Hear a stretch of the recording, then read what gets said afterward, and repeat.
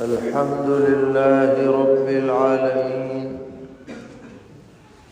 أشهد أن لا إله إلا الله وحده لا شريك له، وأشهد أن سيدنا ومولانا محمدا عبده ورسوله، صلى الله تبارك وتعالى عليه وعلى آله وأصحابه وذرياته أجمعين. أما بعد، فعن أنس بن مالك رضي الله تعالى عنه قال: قال النبي صلى الله تعالى عليه وسلم: إن من أشراط الساعة أن يرفع العلم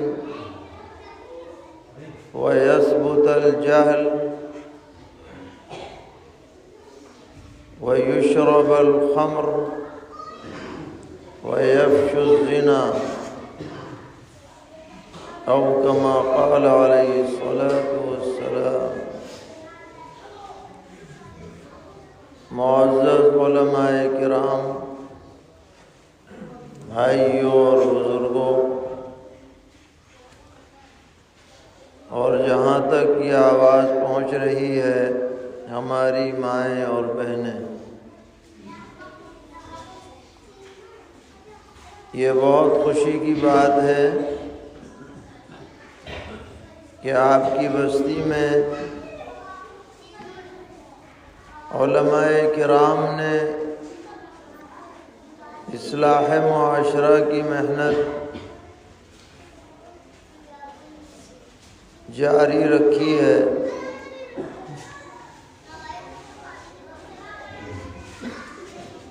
یہ ہمارا مذہبی فریضہ ہے، اور خاص طور پر علماء کی منصبی ذمہ داری ہے کہ وہ امت کی صحیح رہنمائی کرتے رہیں، اچھی باتیں بتاتے رہیں، برائیوں پر روک ٹوک کرتے رہیں. اس لیے کہ اگر برائیوں پر روک ٹوک نہ ہوگی اور اللہ تعالیٰ کی طرف سے عذاب نازل ہونے لگے گا تو جو لوگ خاموش رہے وہ بھی اس لپیٹ میں آ جائیں. نبی اکرم علیہ الصلاۃ والسلام نے ارشاد فرمایا ہے کہ اللہ تعالیٰ کسی کی غلطی کی وجہ سے دوسرے کو سزا نہیں دیتے، لیکن اگر کسی آدمی کے سامنے برائی ہوتی رہے اور وہ برائی کے روکنے پر قدرت رکھنے کے باوجود برائی کو نہ روکے تو جب بروں پر عذاب آئے گا تو یہ نہ روکنے والا بھی عذاب میں شریک ہو جائے گا. نعوذ باللہ من ذالک. اس لیے اپنی حد تک محنت ہونی چاہیے، کہنا سننا چاہیے، لوگوں کی ذہن سازی کرنی چاہیے، اور لاپرواہی والی زندگی نہیں گزارنی چاہیے. یہ نہ ہو کہ بس ہم تو بس اپنے میں مگن ہیں، ہم تو ٹھیک ہیں، دوسرا کر رہا ہے وہ خود بھگتے گا. یہ جذبہ ایک مومن کا جذبہ نہیں ہے. مومن کا جذبہ تو یہ ہے کہ ہم بھی صحیح راستے پر رہیں اور دوسرے بھی صحیح راستے پر چلیں، اور سب کو برائی سے بچنا ہے اور بچانا ہے اور اس کی فکر کرنی ہے۔ خاص طور پر اپنے بچوں کو، بچیوں کو، گھر والوں کو، گھر کی عورتوں کو، رشتہ داروں کو، جن پر ہمارا زور چل سکتا ہے، ان کو تو بہرحال بری باتوں سے بچانے کی فکر ہمارے اندر ہونی چاہیے۔ ہمارے گھر میں جو بچے ہیں، اگر ان کی عمر 10 سال سے اوپر ہو چکی ہے، چاہے بچے ہوں یا بچیاں، اور وہ نماز کی پابندی نہ کریں، تو ماں باپ کی ذمہ داری ہے کہ وہ تنبیہ کریں نماز نہ پڑھنے پر۔ یہ نہیں کہ بس خود اٹھے اور چلے آئے مسجد اور مطمئن ہو گئے کہ جی ہم تو پکے نمازی ہیں۔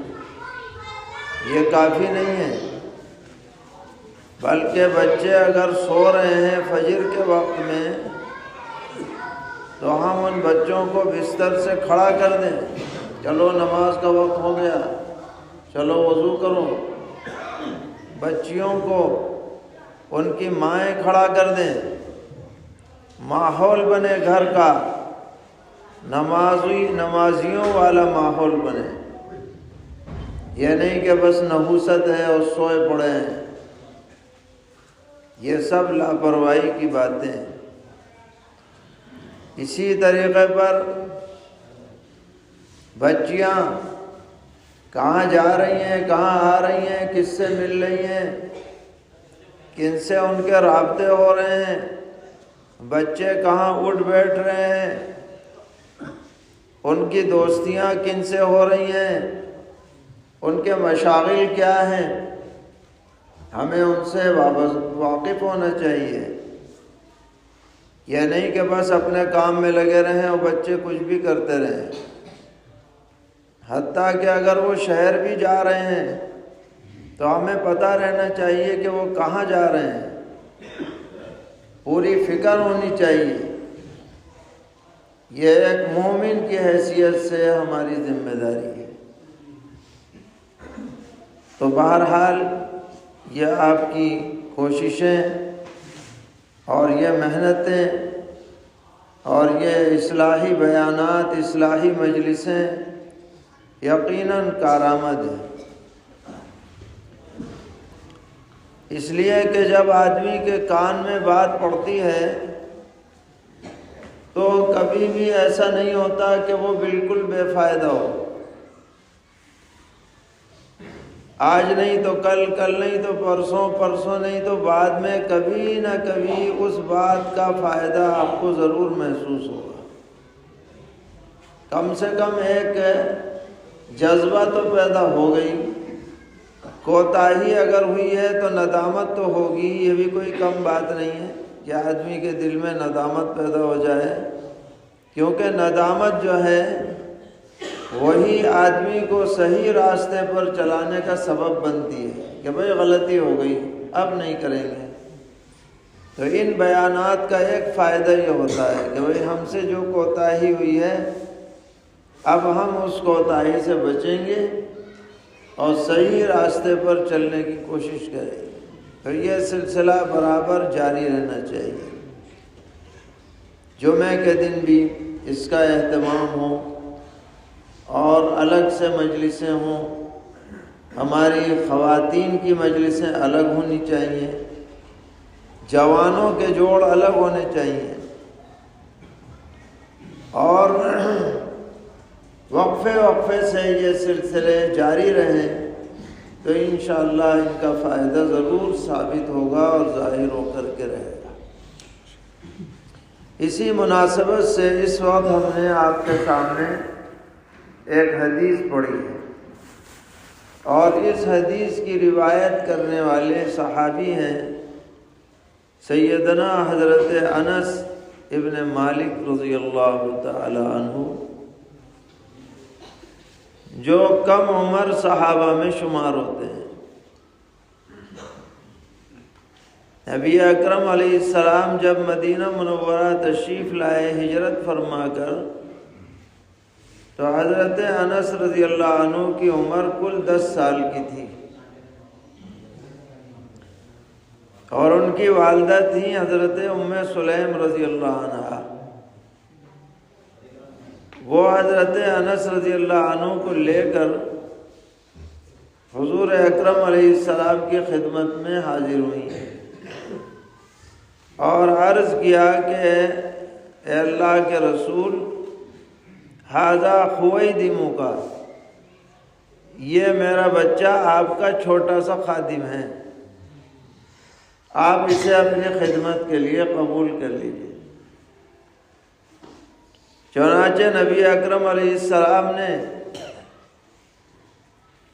ان کی بات منظور فرمائی، اور چھوٹے موٹے کام گھریلو جو ہوتے تھے وہ حضرت انس رضی اللہ عنہ انجام دے دیتے تھے۔ فرماتے ہیں کہ 10 سال میں نے پیغمبر علیہ السلام کی خدمت کی، اور چھوٹا بچہ تھا۔ اس 10 سال میں حضور اکرم علیہ السلام نے نہ مجھے کبھی مارا، نہ کبھی پھٹکارا، نہ کبھی کسی کام کے بارے میں یہ کہا کہ یہ کیوں نہیں کیا، نہ یہ کہا کہ یہ کیوں کر لیا۔ بڑی شفقت سے آپ نے ہمارے ساتھ معاملہ فرمایا۔ فرماتے ہیں کہ پیغمبر علیہ السلام نے میرے لیے 3 دعائیں فرمائیں،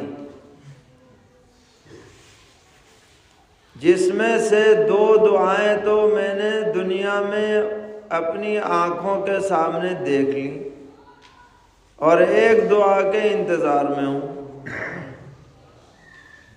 کیا دعا فرمائی؟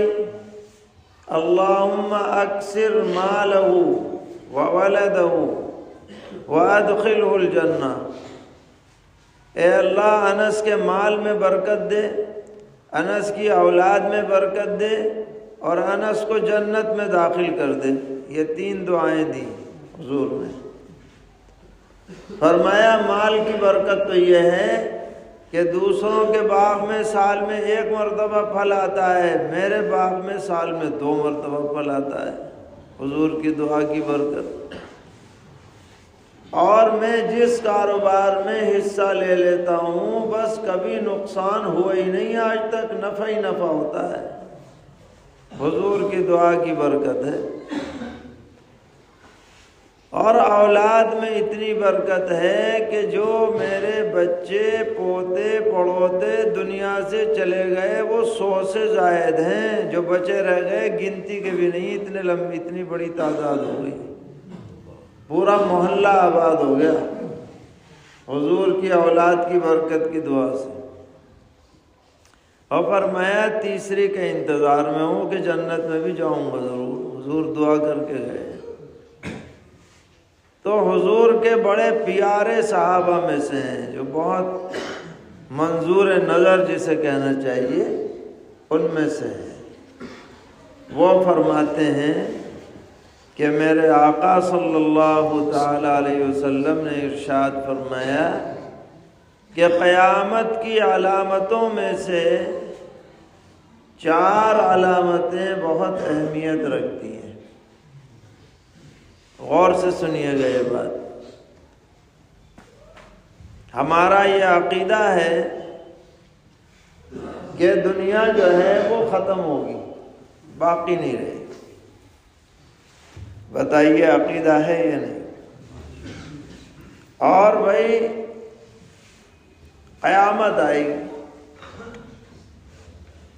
یہ تمام چاند سورج زمین آسمان سب لپیٹ دیے جائیں گے، ساری بساط الٹ جائے گی،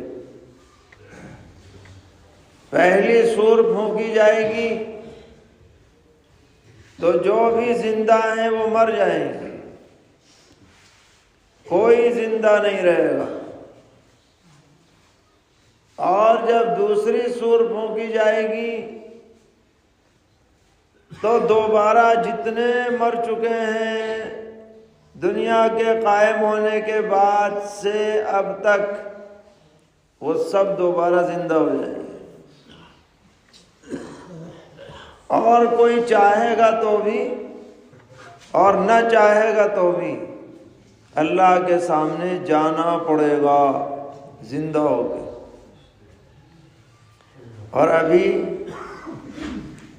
ہمارا قد کتنا ہے؟ 6 ہاتھ کا، زیادہ سے زیادہ کوئی بہت ہی لمبا ہو تو 6 ہاتھ کا ہے۔ اور جب قیامت میں جائیں گے نا تو 60 ہاتھ کے ہوں گے سب۔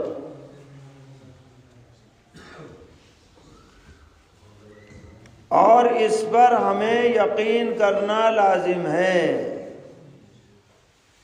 بہت سے دوسرے مذہب کے ماننے والے ہیں، ان کی گدی میں یہ بات نہیں آتی کہ ہم مر گئے، جلا دیے گئے، راکھ بن گئے، اڑا دیے گئے ہوا میں، یہاں سے وہاں کر دیے، اب انسان دوبارہ کہاں ہونے والا ہے۔ مگر جس نے بھی کلمہ پڑھا ہے وہ یقین رکھتا ہے کہ مرنا بھی ہے، مرنے کے بعد اٹھنا بھی ہے، اور جو اس کا انکار کرے گا وہ مومن نہیں ہے۔ بتائیے ہم سب کا عقیدہ ہے یا نہیں؟ یہ قیامت آئے گی، ضرور آئے گی، بھی ضرور آئے گی، مگر اس کا کوئی وقت مقرر بتلایا نہیں گیا کہ بھئی فلاں سال آئے گی، اب اتنے سال رہ گئے، اب اتنے سال رہ گئے، ایسا کچھ نہیں۔ اتنا عقیدہ رکھو کہ آئے گی، مگر کب آئے گی اس کا کوئی متعین وقت نہیں ہے۔ البتہ اس سے پہلے کچھ علامتیں ظاہر ہوں گی، کچھ علامتیں تو ایسی ہوں گی جو بالکل قریب میں ظاہر ہوں گی، جیسے سورج بجائے پورب سے نکلنے کے پچھم سے نکلے گا۔ ابھی کہاں سے نکلتا ہے؟ پورب سے نکلتا ہے کہ نہیں؟ قیامت کے قریب پچھم سے نکلے گا، اور اس کے بعد توبہ کا دروازہ بند ہو جائے گا، اور ایک جانور نکلے گا، دابۃ الارض کہتے ہیں اسے۔ اس کے ہاتھ میں حضرت موسیٰ علیہ السلام کا عصا ہوگا، اور حضرت سلیمان علیہ السلام کی انگوٹھی ہوگی، وہ ساری دنیا میں پھر جائے گا، کافر پہ بھی ٹھپا لگائے گا اور مومن پہ مہر لگائے گا۔ بس اس کے بعد جو مومن ہے مومن رہے گا، جو کافر ہے کافر رہے گا، عدل بدل نہیں ہوگی۔ یہ بالکل قریبی زمانے میں یہ علامت آنے والی ہے۔ دجال نکلے گا، اس کو مارنے کے لیے حضرت عیسیٰ علیہ السلام تشریف لائیں گے، جو ابھی آسمانوں میں زندہ موجود ہیں، اور ان دونوں سے پہلے حضرت مہدی ظاہر ہوں گے، ابھی ظاہر نہیں ہوئے، جبھی ظاہر ہوں گے۔ یہ ساری علامتیں قریبی علامتیں ہیں، یعنی بالکل جب قیامت بس اب تب کی ہو جائے گی، چند سالوں میں آ جائے گی۔ لیکن کچھ علامتیں ایسی ہیں جو بالکل قریبی تو نہیں ہیں، مگر اندازہ لگانے کے لیے کافی ہیں کہ بھئی اب وہ زمانہ قریب آ رہا ہے۔ اور ان علامتوں کا تعلق ہے معاشرے کے بگاڑ سے، کیونکہ قیامت جو قائم ہوگی وہ دنیا کے بدترین لوگوں پر قائم ہوگی۔ پہلے اللہ کے نام لینے والے دنیا سے اٹھیں گے جب دنیا کی بساط پر لپیٹی جائے گی۔ نیک لوگ جب تک دنیا میں رہیں گے قیامت نہیں آئے گی۔ قیامت تو آئے گی جب نیکی ختم ہو جائے گی اور شر ہی شر رہ جائے گا۔ تو ہمارے آقا سرور عالم صلی اللہ تعالی علیہ وسلم نے جو امت سے بہت زیادہ شفقت رکھتے ہیں، ہمیں آگاہ فرمایا کہ دیکھو یہ برائیاں جب پیدا ہونے لگ جائیں تو تم پوری کوشش کرنا کہ یہ برائیاں پیدا نہ ہوں، روک ٹوک کرو ان کی۔ اور وہ برائیاں کیا ہیں جن کا اس حدیث میں ذکر کیا گیا؟ فرمایا ان یرفع العلم، علم دین امت سے اٹھا لیا جائے۔ علم سے مراد دنیا کی تعلیم نہیں ہے، کیونکہ دنیا کی تعلیم تو جیسے جیسے قیامت قریب آئے گی دنیا کی تعلیم بڑھے گی، ختم نہیں ہوگی، بڑھے گی، اور علم دین گھٹے گا۔ اور فرمایا وَيَثْبُتَ الْجَهْلُ، اور دین سے ناواقفیت لوگوں میں عام ہو جائے گی۔ ساری دنیا کی معلومات رکھیں گے، اور اگر کوئی چھوٹا سا دین کا مسئلہ پوچھ لیا جائے کسی جوان سے کھڑا کر کے تو وہ بتا نہیں پائے گا۔ ویسے ایران توران کی باتیں سب پتہ ہے، فلموں کی باتیں پوچھ لو، فر سنا دے گا، پوری سٹوری سنا دے گا، اور دین کی باتیں پوچھو تو ادھر ادھر۔ کھلاڑیوں کے بارے میں پوچھ لو، بچہ سنا دے گا، ساری معلومات اگلی پچھلی سب۔ اور دین کے بارے میں پوچھو تو چپ رہ جائے گا، ساری چیزیں پڑھے گا، لیکن قرآن پاک کے سلسلے میں کوتاہی ہے۔ تو امت سے جب علم اٹھایا جانے لگے اور امت میں دین سے جہالت عام ہونے لگ جائے، سمجھ لینا کہ قیامت قریب ہے۔ آج مدرسے بظاہر بہت معلوم ہوتے ہیں، لیکن آپ اندازہ لگائیے تو پتہ چلے گا کہ ہماری آبادی کے اعتبار سے مدرسوں کی تعداد، مدرسوں کا نظام بہت کم ہے۔ ان تمام تر محنتوں کے باوجود خود ہماری گورنمنٹ نے جو تحقیق کرائی اور سچر کمیٹی کی رپورٹ آئی تو پتہ چلا کہ مسلمانوں میں کل 3.5% بچے مدرسوں میں جاتے ہیں، 96 اسکولوں میں جا رہے ہیں، یا پڑھ ہی نہیں رہے، ڈنڈے پہ جا رہے ہیں، اور جا رہے ہیں کتنے؟ 3.5%۔ ہم کہتے ہیں یہ بھی مبالغہ ہے، اس سے بھی کم جا رہے ہیں۔ یہ انہوں نے مکتب والے سب سمیٹ کے 3.5 کر دیے، ورنہ جو مدرسے میں جا کے فارغ ہو رہے ہیں، مدرسوں سے جو ڈگری حاصل کر رہے ہیں، سند حاصل کر رہے ہیں، ان کا اگر ریشو نکالو، تناسب نکالو تو وہ تو اور کم بیٹھے گا۔ اب آپ مثال سے سمجھیں، ہندوستان میں ہماری تعداد 20 کروڑ تو ہوگی، کم سے کم کتنی؟ 20 کروڑ تو ہوگی، کیوں مولانا؟ 20 کروڑ ہوگی یا نہیں؟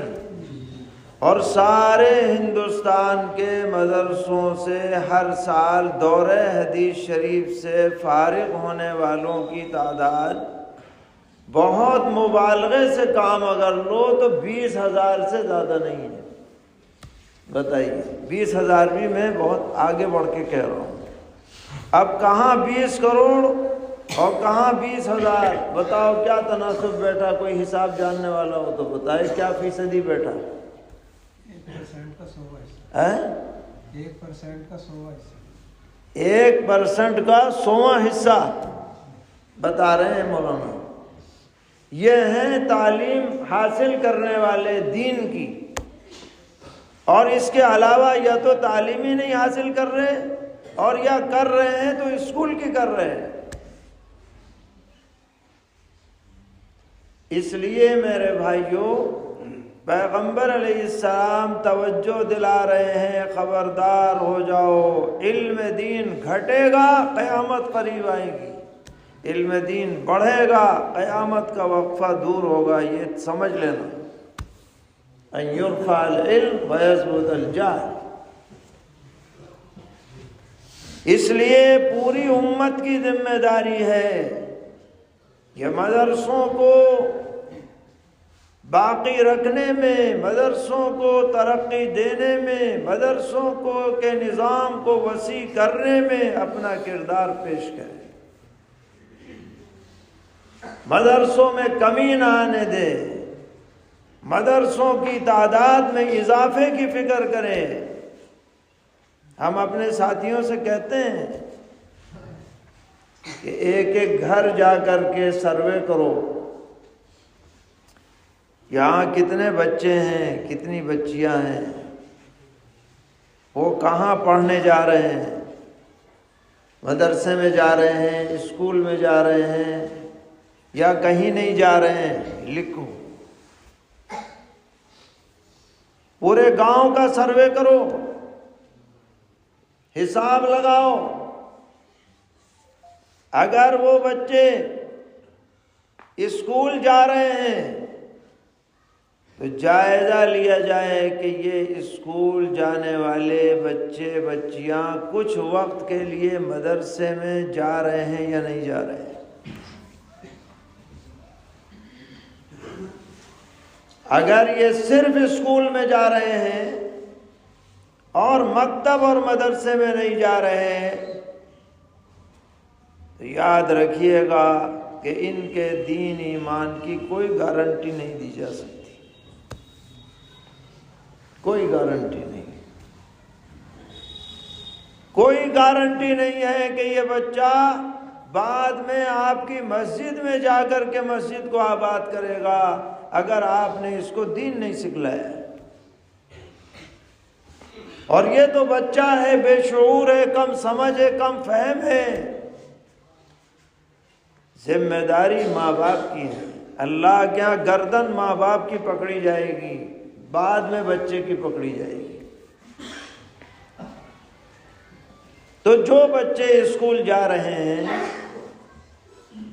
ہم آپ سے گزارش کریں گے کہ آپ ٹھیک ہے بھیجیے اسکول، مگر آپ 1 گھنٹہ مدرسے میں بھی بھیجیے، مکتب میں بھی بھیجیے، صبح میں بھیجیے، شام میں بھیجیے۔ وہ قرآن پڑھے، وہ دین پڑھے، وہ فرض درجے کا علم دین حاصل کرے۔ جیسے نماز فرض ہے، ایسے ہی علم دین سیکھنا بھی ہر مسلمان بچے بچی پر فرض ہے۔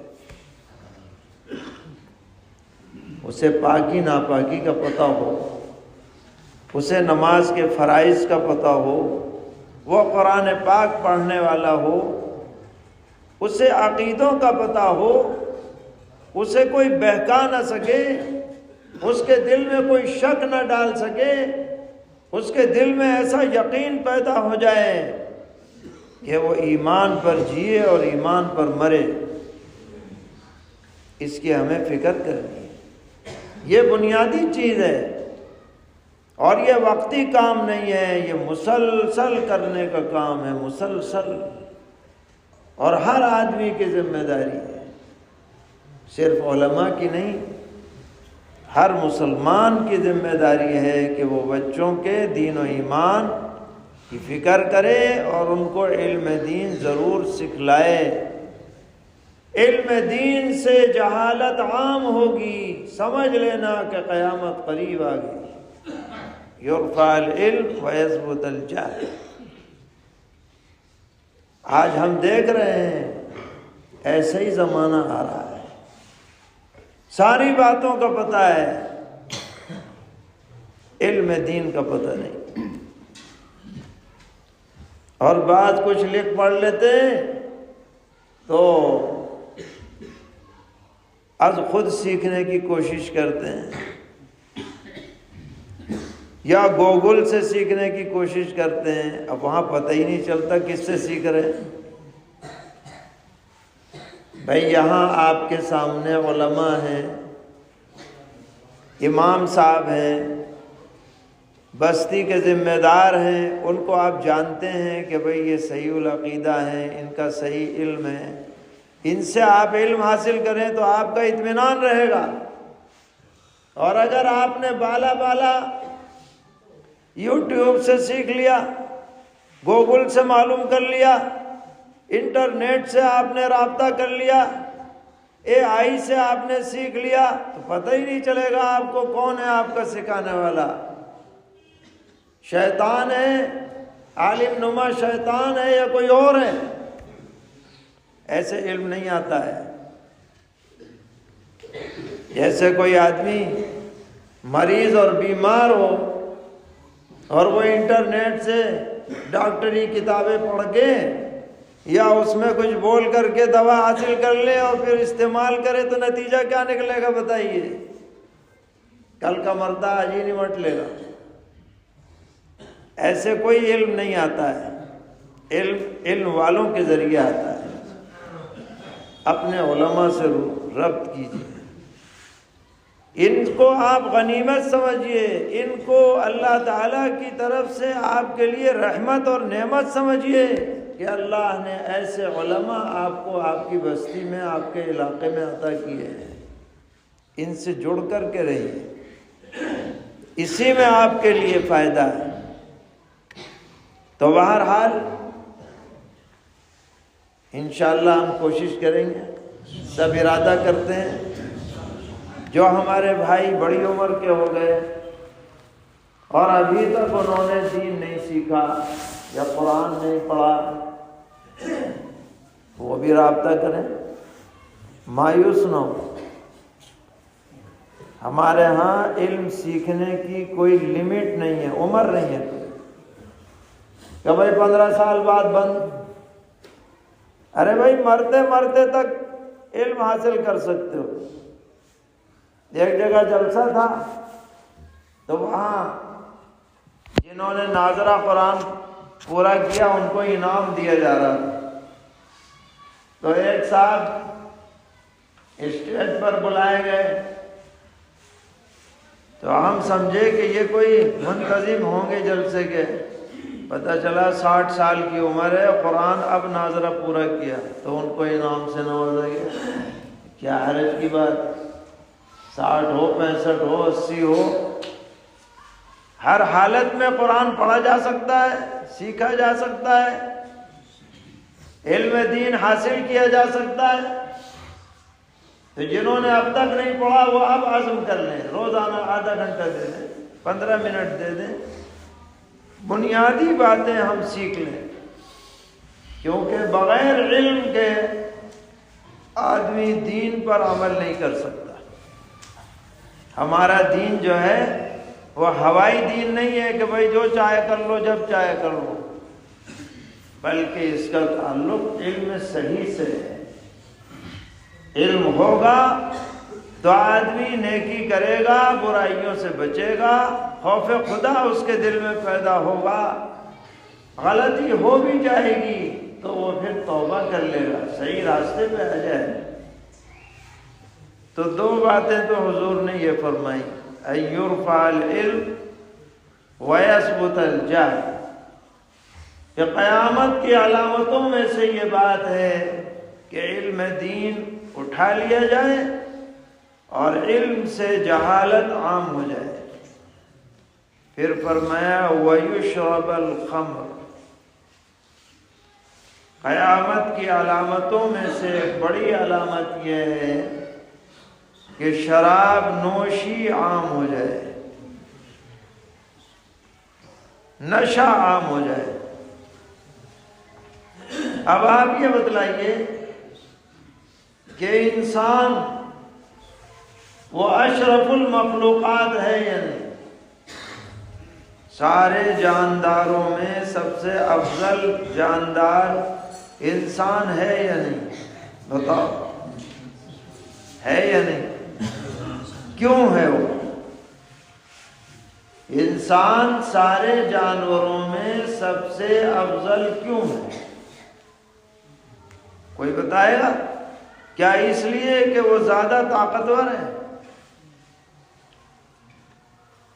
انسان کے مقابلے میں ہاتھی میں طاقت زیادہ ہے، شیر میں طاقت زیادہ ہے، گینڈے میں طاقت زیادہ ہے۔ کیا اس لیے انسان تمام جانداروں میں سب سے افضل ہے کہ وہ سب سے زیادہ کھاتا ہے، اس لیے افضل ہے؟ اس سے زیادہ کھانے والے جانور موجود۔ ایک ایک مچھلی جو ہے ایک وقت میں اتنا کھانا کھا جاتی ہے، یعنی جو بھی اس کی خوراک ہے، کہ آدمی تو کئی دنوں میں بھی نہ کھا پائے۔ زیادہ کھانا کوئی کمال نہیں، زیادہ طاقت وزن یہ کوئی کمال نہیں۔ پھر کیا کمال ہے کہ انسان کو اللہ تعالیٰ نے فرمایا وَلَقَدْ كَرَّمْنَا بَنِي آدَمَ وَفَضَّلْنَاهُمْ عَلَى كَثِيرٍ مِّمَّنْ خَلَقْنَا تَفْضِيلًا۔ مخلوقات پر فضیلت جو عطا ہوئی وہ انسان کو کیوں عطا ہوئی؟ کیسے عطا ہوئی؟ کیا وجہ ہے کہ انسان سب سے افضل ہے؟ وہ وجہ انسان کی عقل، کہ اللہ نے جو عقلی صلاحیت انسان کو دی ہے وہ اس انداز میں کسی اور جاندار کو نہیں ملی۔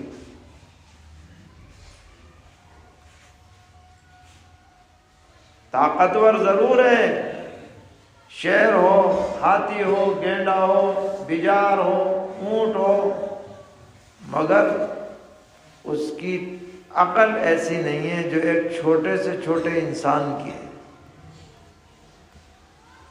اس عقل میں ایسی میموری اللہ نے فٹ کی ہے کہ انسان کے بنائے ہوئے کمپیوٹر، ہائی کمپیوٹر بھی اس کے مقابلے میں کوئی حیثیت نہیں رکھتے۔ وہ کمپیوٹر نظام جو اللہ تعالیٰ ماں کے پیٹ میں ایک انسان کے بچے میں پیدا کرتا ہے، اس کے مقابلے میں دنیا کے سارے کمپیوٹر فیل۔ بتائیے ہے یہ نہیں؟ اس عقل سے یہ آدمی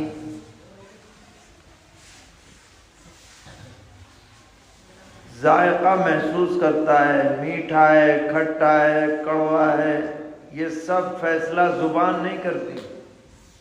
زبان کا تعلق کس سے ہے؟ عقل سے۔ وہ عقل فیصلہ کرتی ہے، دماغ فیصلہ کرتا ہے کہ اسے کھانا ہے کہ نہیں کھانا۔ اسی لیے جب عقل خراب ہو جاتی ہے تو آدمی کڑوا بھی پی جاتا ہے اور کھٹا بھی کھا جاتا ہے، کیونکہ عقل کام نہیں کرتی۔ یہ عقل ہے جو آدمی کو بتاتی ہے خشک چیز نہیں کھانی ہے، اسے پکا کے کھانا ہے، نمک مرچ ملا کے مسالے دار بنا کر ذائقے دار بنا کے کھانا ہے، یہ انسان کرتا ہے۔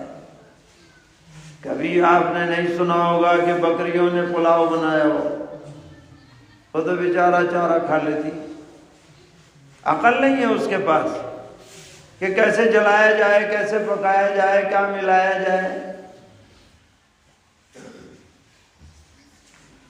مکان بنانا، سواری بنانا،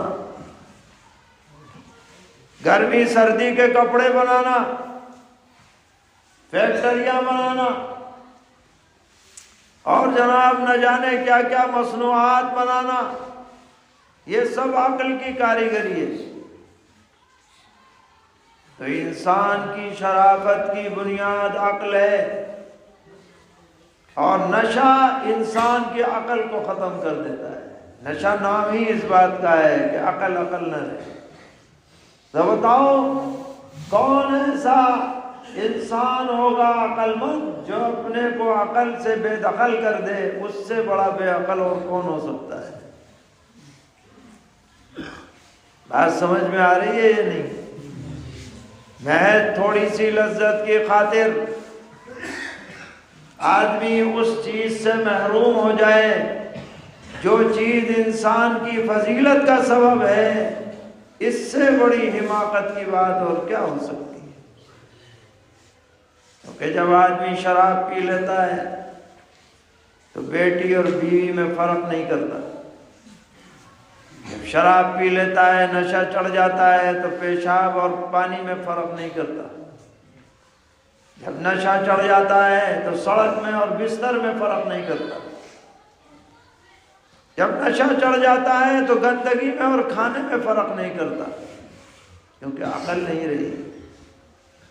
اس لیے اسلام شراب کا قطعاً مخالف ہے۔ شراب کو کہتا ہے رجسون، گندگی ہے، غلاظت ہے، ناپاکی ہے، ام الخبائث ہے، یہ سارے گناہوں کی جڑ ہے، سارے خباثتوں کی بنیاد ہے۔ کوئی مومن آدمی لوگوں کی دیکھا دیکھی یا لذت کی خاطر، سرور کی خاطر شراب پیتا ہے، اس سے بڑا بدبخت آدمی اور کوئی نہیں۔ نبی اکرم علیہ الصلوۃ نے فرمایا کہ جو آدمی شراب پیے اور توبہ کیے بغیر مر جائے، اس کو آخرت میں طینۃ الخبال پلایا جائے گا۔ نعوذ باللہ۔ پوچھا گیا کہ جی طینۃ الخبال کیا ہے؟ فرمایا جہنمیوں کے زخموں سے جو پیپ اور مواد نکلے گا سڑا ہوا بدبودار، وہ اس شرابی کو پلایا جائے گا جو پی نہیں پائے گا۔ نعوذ باللہ من ذلک۔ اس لیے بہت بڑا جرم ہے شریعت کی نظر میں کہ شراب پی جائے، اور آج دنیا میں شراب پانی کی طرح پی جانے لگی، پانی کی طرح پی جا رہی ہے۔ جیسے کولڈ ڈرنک پیا جا رہا ہے، ایسے ہی آج یہ بھی عام ہوتی چلی جا رہی ہے۔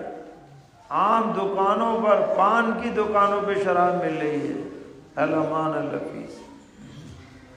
عام ہوٹلوں پہ شراب دستیاب ہونے لگ گئی۔ حضور نے فرمایا جس دسترخوان پر شراب پی جا رہی ہو وہاں کسی مسلمان کا بیٹھنا بھی جائز نہیں ہے۔ پینا تو دور رہا، بیٹھنا بھی جائز نہیں۔ فرمایا جو اسے نچوڑنے والا ہے وہ بھی ملعون ہے، جس کے لیے نچوڑی جائے وہ بھی ملعون ہے، جو پی رہا ہے وہ بھی ملعون ہے، جو پلا رہا ہے وہ بھی ملعون ہے، جو اٹھا کے یہاں سے وہاں لے جا رہا ہے وہ بھی ملعون ہے، سب ملعون ہے اس کام میں جو بھی شریک۔ تو دنیا کیا کر رہی ہے وہ جانے۔ مگر ایک مسلمان کو 100% شراب سے بچنا چاہیے، نشے سے بچنا چاہیے۔ یہ آخرت کے اعتبار سے بھی نقصان دہ ہے اور دنیا کے اعتبار سے بھی نقصان دہ ہے۔ جیسے سگریٹ کی ڈبی پہ لکھا رہتا ہے سگریٹ ہانیکارک ہے، سگریٹ سے کینسر ہوتا ہے، ایسے ہی شراب پہ بھی لکھا رہتا ہے۔ تو ہم کہتے ہیں کہ مذاق ہے، یہ مذاق۔ اگر ہانیکارک ہے تم لائسنس کیوں دے رہے ہو بھائی؟ تم بیچنے کی اجازت کیوں دے رہے ہو؟ تم اس کی فیکٹری کو کیوں لگانے دے رہے ہو؟ یہ مذاق نہیں ہے اور کیا ہے؟ اگر یہ خطرناک ہے تو اسلامی حکومت کی طرح، اسلامی نظام کی طرح نہ بنانا جائز ہے نہ پینا جائز ہے۔ سب پہ بین، سب پہ بین لگاؤ۔ تو علامات قیامت میں سے حضور نے فرمایا کہ شراب پی جانے لگے گی، مسلمان اس سے بچیں۔ ویسے تو ہر انسان کو بچنا چاہیے، لیکن مسلمانوں کو بدرجہ اولا بچنا چاہیے اور بچانا چاہیے۔ ہمیں اپنے بچوں پہ نظر رکھنی چاہیے۔ جو بچے کالجوں میں پڑھنے جا رہے ہیں، غیروں کے ساتھ اٹھتے بیٹھتے ہیں، ان پہ نظر رکھنی چاہیے خاص طور پر۔ اور اگر آپ کو اندازہ ہو کہ ان کی سوسائٹی اچھی نہیں ہے اور یہ صحیح راستے پہ نہیں چل رہے، آپ چاہے پڑھانا چھوڑوا دیں، لیکن ایسی غلط عادتوں میں انہیں نہ رہنے دیں۔ جاہل رہنا اچھا ہے شرابی بننے سے۔ اس کے بعد آپ نے چوتھے نمبر پر فرمایا کہ وَيَفْشُ الزِّنَا، دنیا میں بدکاری عام ہو جائے گی، بے حیائی، بے غیرتی، بے شرمی، بے پردگی یہ عام ہو جائے گی، ننگاپن عام ہو جائے گا۔ تو ہماری شریعت جو ہے وہ بدکاری کی اجازت نہیں دیتی، حلال راستہ اپنانے کی تاکید کرتی ہے۔ لڑکے لڑکیاں جب نکاح کے قابل ہو جائیں تو ہمیں چاہیے جلدی نکاح کر دیں ان کا، اچھا سا رشتہ دینداری والا ڈھونڈے اور نکاح کر، تاکہ عفت معابی کے ساتھ وہ زندگی گزارے۔ اور جب تک نکاح نہ ہو تو آپ ان کی بھرپور نگرانی کریں، لڑکوں کی بھی کریں اور لڑکیوں کی بھی۔ ابھی مولانا فرما رہے تھے کہ بھائی پردہ اسلام میں فرض ہے، اور یہ پردہ عورتوں پر ظلم نہیں ہے، عورتوں کی حفاظت کا سبب ہے۔ یاد رکھیے گا، عورت کا سب سے بڑا زیور اس کی عصمت اور اس کی عزت ہے۔ اگر عزت سلامت نہ ہو تو وہ عورت کبھی بھی لوگوں کی نظر میں اچھی نہیں ہو سکتی۔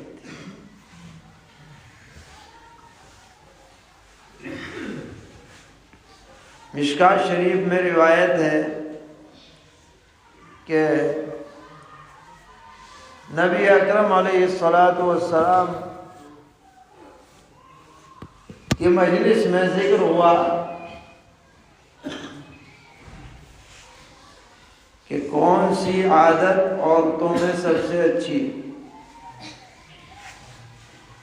یعنی کون سی عورت سب سے اچھی ہے۔ کسی نے کچھ کہا، کسی نے کچھ کہا. جیسے کہ ہمارے ہاں بھی یہ مزاج بن رہا ہے کہ بھئی جو بڑی حسینہ ہو وہ سب سے اچھی ہے، اور فلاں ہو تو سب سے اچھی ہے وغیرہ.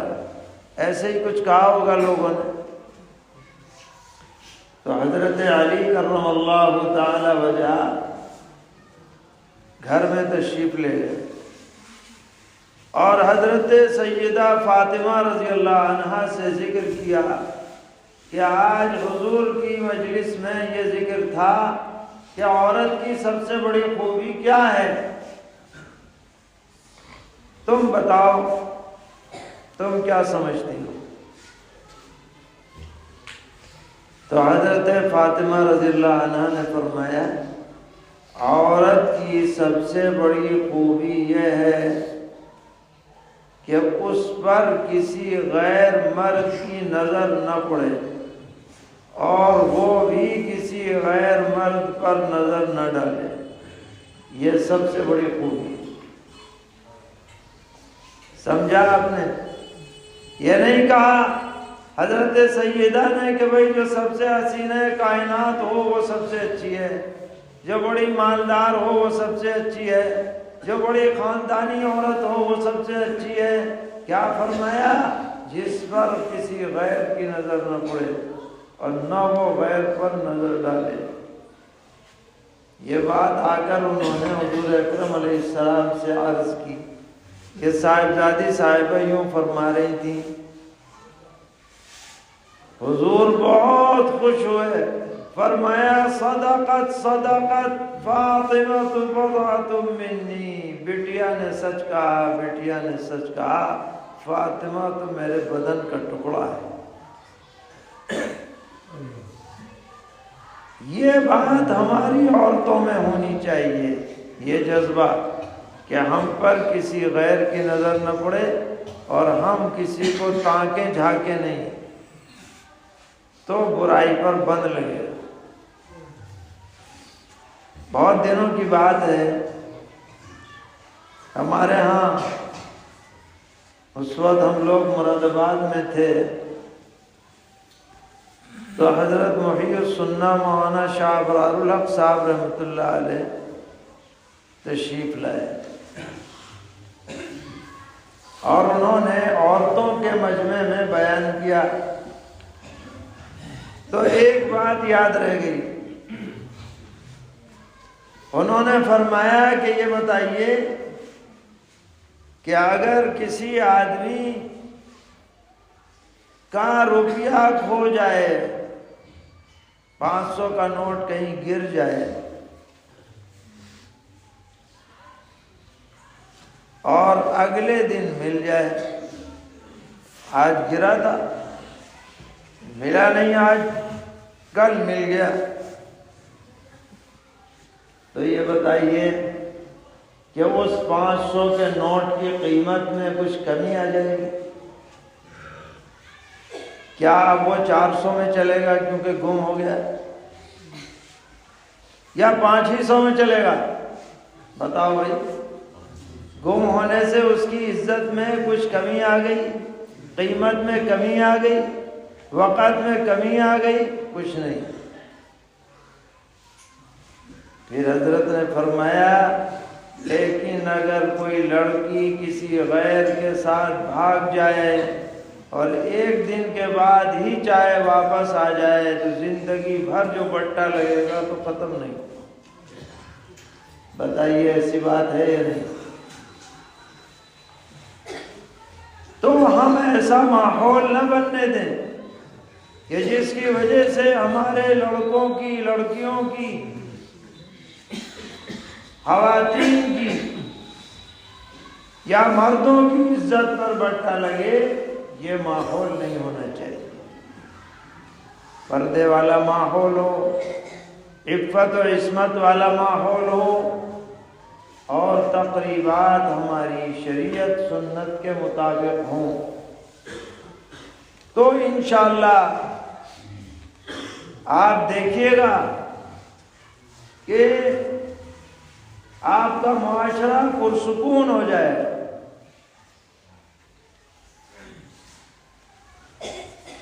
اور اگر اس معاملے میں ہم نے کوتاہی کی اور اپنے بچوں بچیوں کے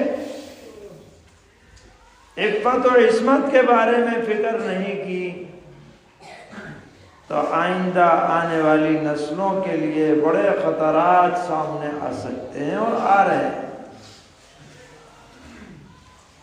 اسلام اس سے منع نہیں کرتا کہ آدمی تعلیم حاصل کرے، حتیٰ کہ بچیوں کی تعلیم سے بھی آج کل کے دور میں ہم سختی سے منع نہیں کرتے، ضرورتیں بھی ہیں، لیکن جو اسلامی اصول ہیں، شریعت کی پابندیاں ہیں، ان کو نظر انداز نہیں کیا جا سکتا۔ ایک مرتبہ ایک آدمی ہمارے پاس آیا اور کہنے لگا کہ مجھے اپنے والد سے بڑی شکایت ہے۔ میں نے کہا بھائی کیا شکایت ہے؟ کہنے لگا کہ وہ ابا جو ہیں ہماری بہن کو اسکول جانے، بے پردہ اسکول جانے سے منع نہیں کرتے، اور ہم کہتے ہیں تو بہن مانتی نہیں ہے، اور ابا جو ہیں وہ بے پردہ بھیجتے ہیں۔ تو ہم نے کہا کہ ابا کو بلا کے لاؤ تو بات کریں گے ابا سے۔ دارالفتہ میں تھے تو ایک دن وہ ابا کو لے کے آ گیا، تو ہم نے کہا کہ بھئی آپ کے صاحبزادے کچھ شکایت کر رہے ہیں آپ سے، کیا معاملہ ہے؟ آپ اپنی بچی کو پردے میں نہیں رکھتے، بڑی بچی ہے آپ کی۔ تو باپ کہنے لگا کہ جب رشتہ داری میں جاتی ہے تو برقعے میں جاتی ہے، اسکول جاتی ہے تو جو ڈریس ہے اس میں جاتی ہے۔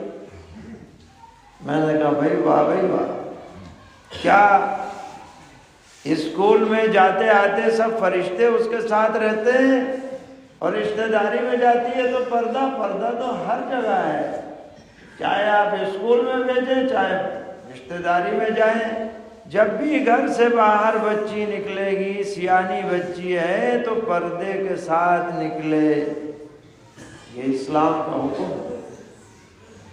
اگر ہم ہی اس کی پابندی نہیں کریں گے تو کون کرے گا میرے بھائی؟ ہم ہی دین پر نہیں چلیں گے تو دشمن تو چاہتے ہی آئے کہ مسلمان دین پر نہ چلیں۔ تو یہ چاروں باتیں بہت اہمیت رکھتی ہیں۔ علم دین عام ہونا چاہیے، ختم نہیں ہونا چاہیے۔ جہالت مٹنی چاہیے، جہالت سے مراد علم دین سے جہالت مٹنی چاہیے، کیوں بھائی ارادہ کر رہے ہیں نہیں انشاءاللہ۔ اور شراب اور نشے کی چیزوں سے سب کو بچنا چاہیے، 100% بچنا چاہیے، اس میں تو 1% کی بھی کوئی گنجائش نہیں۔ اور بے حیائی والا ماحول، گندگی والا ماحول، ننگاپے کا ماحول، اس سے سب کو بچنا چاہیے۔ موبائل بھی اگر آپ استعمال کر رہے ہیں تو جائز حد میں رہ کر استعمال کریں، اس کو گناہ کا ذریعہ نہ بنائیں۔ ہم کہا کرتے ہیں کہ موبائل کو مسلمان بنا لو، نہ یہ کہ وہ آپ کو غیر بنائے۔ ہمیں چاہیے کہ ہم اپنے موبائل کو مسلمان بنائیں، یعنی فائدے کی چیزیں اس سے حاصل کریں، اور نامعقول اور لغویات اور گناہ کی چیزوں سے سب بچیں۔ اس میں کوئی ایسی چیز ڈاؤن لوڈ نہیں ہونی چاہیے جو شرعاً منع ہے۔ فلم ہے، گانا باجا ہے، غلط باتیں ہیں، ان سب سے محفوظ ہونا چاہیے، ورنہ یہ ہمارے خلاف آخرت میں سب سے بڑی دلیل بن جائے گا۔ یہ ریکارڈ شدہ جو فون ہے ہم جھٹلا نہیں پائیں گے۔ ویسے تو کوئی بات بھی اللہ سے ہماری چھپی ہوئی نہیں ہے، لیکن یہ تو اپنا کیا دھرا ہے، سب خود اپنے ہاتھ سے، ہر چیز اللہ تعالیٰ کے ہاں ریکارڈ ہے، اور یہی سامنے کر دیا جائے گا کہ تم نے اتنے بج کر اتنے منٹ اتنے سیکنڈ پر یہ چیز دیکھی، یہ چیز سنی، یہ عمل کیا۔ تو اللہ سے ڈرنا چاہیے، اور ہم سب کو ایک خالص مسلمان ہونے کی حیثیت سے سچی اور صاف ستھری زندگی گزارنی چاہیے۔ اللہ تعالی ہم سب کو توفیق عطا فرمائے اور ہر طرح کی غلطیوں سے محفوظ رکھیں۔ وآخر دعوانا الحمد للہ رب العالمین۔